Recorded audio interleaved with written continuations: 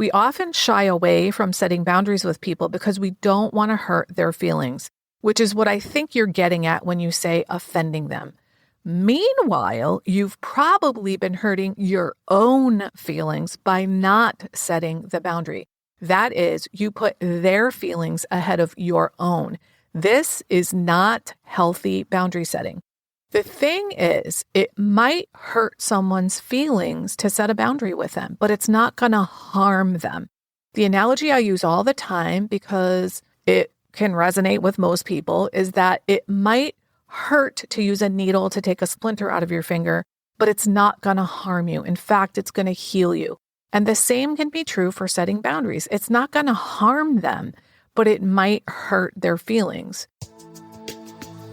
Hi, I'm Barb Nangle. I want to welcome you to my podcast, Fragmented to Whole, Life Lessons from 12-Step Recovery, where I help people heal their emotional, psychological, and spiritual wounds and make deep, lasting changes in their lives.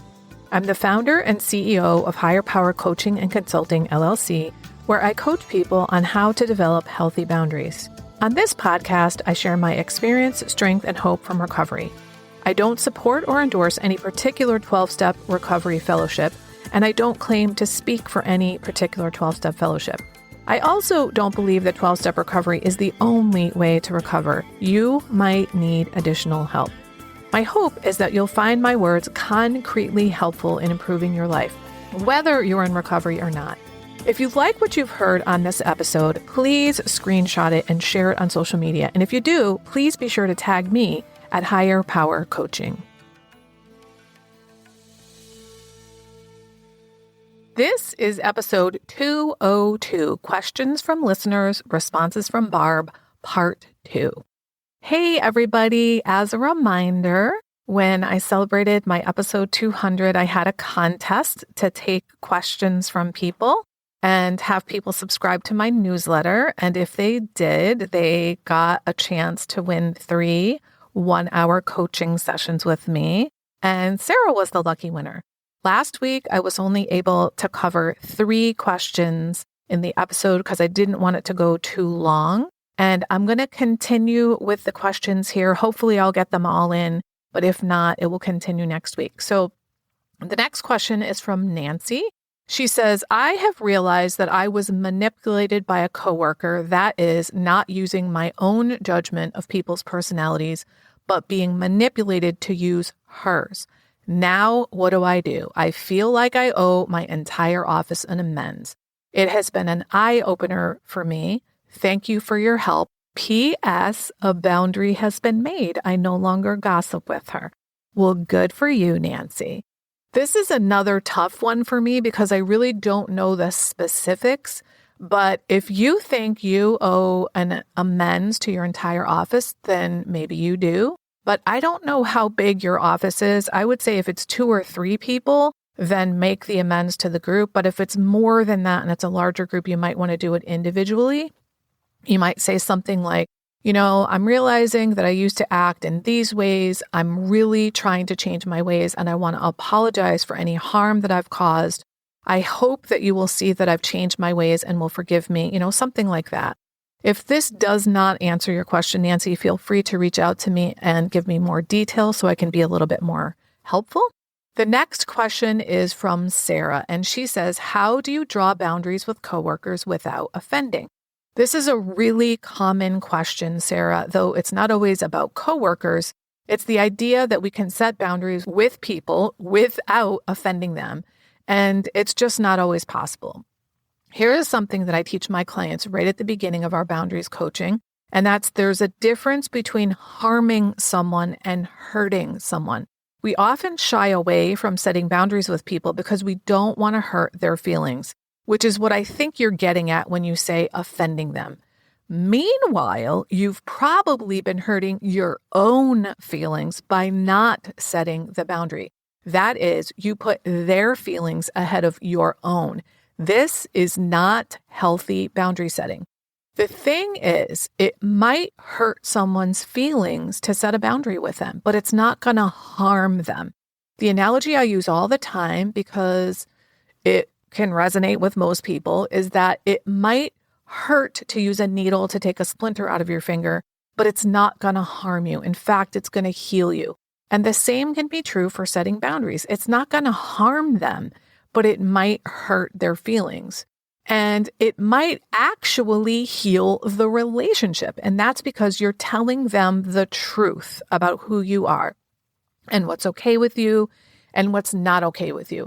And now, even if it doesn't heal that relationship, it's probably going to heal you because you're going to feel better telling the truth to people and living with healthy boundaries around what's okay and not okay with you. This brings me to a point that comes up all the time when setting boundaries, in that setting boundaries with new people in your life is infinitely easier than setting boundaries with people who've been around for a while, whether that's your family, coworkers, friends. It's the same as when you're a teacher. You're much better off starting out strict with your students when they first meet you and then backing off over time. Because if you start out really lax and then decide to get more strict, they won't believe your strict standards. Whereas if you start off being a strict teacher, and as your students get to know you and you get to know them, you can back off and be a little bit more relaxed because you've established your authority with them. Now, it's the same with setting boundaries. It's a lot easier to start off with boundaries in a new relationship than it is in established relationships where you are retraining people about how to interact with you. You're the one who's in charge of the retraining, not them. You're the one who has to follow through. Yes, these are my new standards, is what you're following through with. One of the things that I've already mentioned in some of the other questions here is that directly communicating is a really important part of setting boundaries. One of the reasons we don't want to set boundaries is we don't want to come out and say something like, this is no longer working for me, or whatever the message is you want to give. Maybe you don't know how to do that. That is why one of the things that I coach on is direct communication. So saying to your coworkers something like, I know I've let this go in the past, but I've realized that it's just not working for me. So going forward, please XYZ, whatever the message is.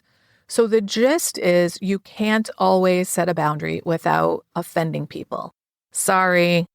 All right, the next question is from Amy, and Amy says, when working with a team of people and needing to set boundaries with multiple people, yet also needing to hear and allow their input for the norms and rules of the whole group, how would one manage leading, empowering, and creating blind sides all at the same time? So I have a feeling the word blind sides is a typo there, so I'm not sure what that means, and I'll ignore that part.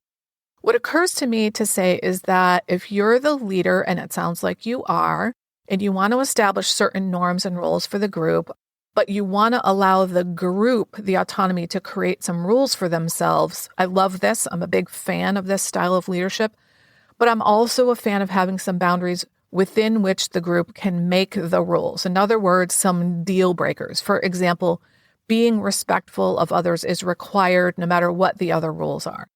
Once you've established your boundaries or deal breakers as the leader, then you allow the group to do the rest. Here's how I would manage that. I'd start by having a brainstorming session with the group, allow everyone to list all the things they'd like the group to have in place so they can all feel safe to share what they really want to share in the group to support maximum creativity and productivity. And this can really be a team effort. Say something like, we're all in this together and we want to stay on track towards our goals while we work together on this project. Now, you, Amy, can be one of the people who gets to add your ideas to the group. Or you could say before you start the brainstorming session, I have a couple of deal breakers that must be included. You get to decide if you want to state these up front or if you can see if they come up from the group. Because if they do come from the group, they are so much more likely to buy into them, but that's up to you. All right, so you're brainstorming, and then when everybody is empty of ideas, they've shared everything they want to share, then you go back item by item and discuss the items on the list. And it's through the process of discussion with the team where you'll really get to know what's important to the group. You'll cross off the things that aren't so important. And then if you end up having to add your items to the list because you didn't add them at the beginning and they didn't come from the group, you can say something like, I'm going to make the executive decision to add these items to the list because as the leader, I'm not going to be comfortable leading this group without having them on the list. All right. The next question is from Jana. She says, do you have any advice on ways to be more self-aware? Trusting your intuition, identifying when you're reverting to old self-sabotaging pattern, etc., how to remain present in the moment. Yeah, Jana, for sure. One of the most important ways that has helped me become more self-aware is keeping a nightly inventory. This is something I learned in 12-step recovery, and I cannot recommend it enough. I will put a link in the show notes to my podcast episode about why it's important to keep a nightly inventory. Briefly, the way I think of it is this. When I did the 12 steps of recovery, it was like going into the deep, dark basement of my life, clearing it out, sandblasting it, repainting it, redecorating it, furnishing it. And then when I do my nightly inventory, it's like going down into the basement and sweeping it every night. So there's never any buildup. Even if you've never done the 12 steps of recovery, if you ask yourself a series of questions at night about the things you'd like to learn about yourself. So some of my examples are, did I gossip? Did I stick my nose in other people's business?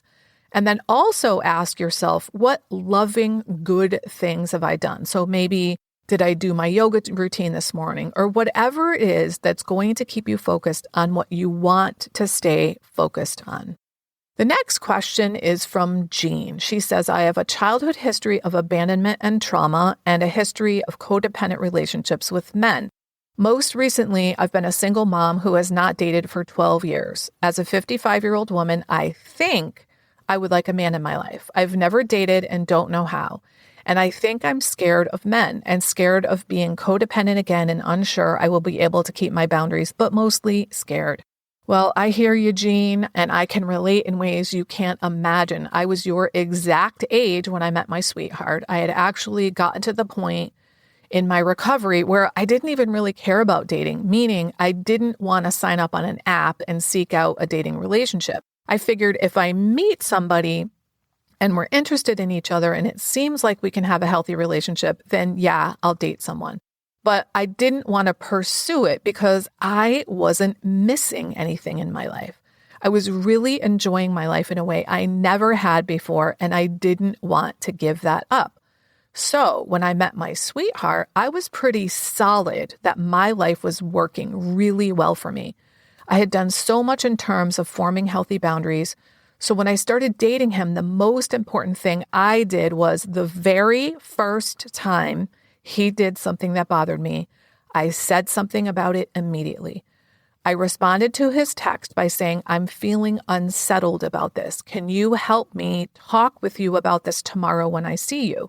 I did that so that I couldn't back out of it, and he responded, absolutely.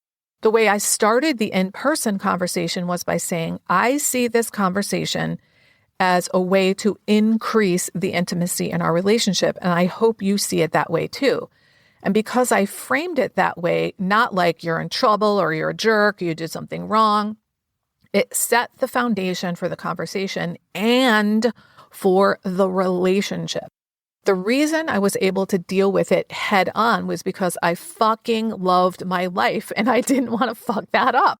So I'd say make sure you love your life, that you're living in alignment with your values, and that whoever you date does not violate your values. If there's anything they do or say that takes you aback, address it immediately. And the way they respond to you addressing it is going to tell you everything you need to know about whether this is the kind of person you want to have in your life. I also think having a network of people who give a shit about you, who you can talk to honestly and openly about this kind of stuff is really, really important and helpful. So that could be a boundaries coach like me. It could be a therapist, a sponsor, fellows in recovery, but make sure that you have a posse of people who care about you and tell them the truth about what's going on in any relationships that you begin. So I'm going to stop there for now, and I will answer the remaining questions on the next episode. Be sure to tune in then. Was recently reminded by a friend that when I first started recovery, I didn't feel lovable. I almost can't believe that I used to feel that way and that I kind of forgot something so profound because I truly love myself now. And I want that for everybody.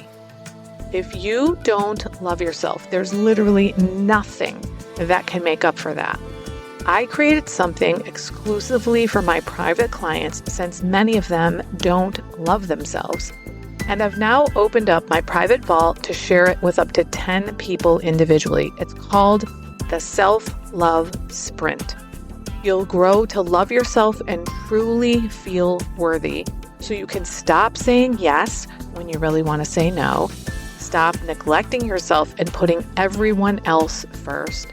Stop saying all kinds of nasty shit to yourself. That is not what people who love themselves and feel deserving do. You'll stop being afraid that others will think that you're selfish for taking time to care for yourself. This is also for you if you don't really know who you are because you've always been such a fucking chameleon. Go to higherpowercc.com/love sprint. Remember, I'm only offering 10 of these, so don't wait. If you like this podcast, and I'm guessing you did or you wouldn't still be listening, then you're gonna love the other things I have to offer. If you'd love pre-release podcast scripts and episodes before anyone else gets them, or if you'd love access to content from my private vault that I developed exclusively for my private clients, which is like having a work session with me without me actually being there, go to patreon.com/higherpowercoaching. There are 3 tiers ranging from as low as $4 up to $24 a month. You'll also love my weekly newsletter, Friday Fragments, which has content very similar to the podcast. You can check it out at fridayfragments.news. That's fridayfragments.news. Please like and subscribe to my podcast on your favorite podcast outlet. I'd also love it if you'd leave a review, which you can do either in the show notes or on Apple Podcasts. It really helps other people find my podcast so they can get the benefits you've gotten from listening. If someone came to mind when you listened to this particular episode, please share it with them. And my favorite place to hang out on social media is Instagram. I'm at Higher Power Coaching. Please DM me there. I'd love to hear what you got from this episode. I run group and private coaching programs on building healthy boundaries. Whether you need help with boundaries in your personal, professional, or romantic life, I can help. Head on over to barbchat.net where you can hop onto my calendar for a free 30-minute Better Boundaries consultation. My ideal client is someone who is ripe for change. If that's you, I would love to work with you. My goal with all my work is to help you make lasting changes in your life like I've made deep, lasting changes in my life. Remember, it's never too late to recover. No one is beyond hope, and healing is possible. Thanks for listening.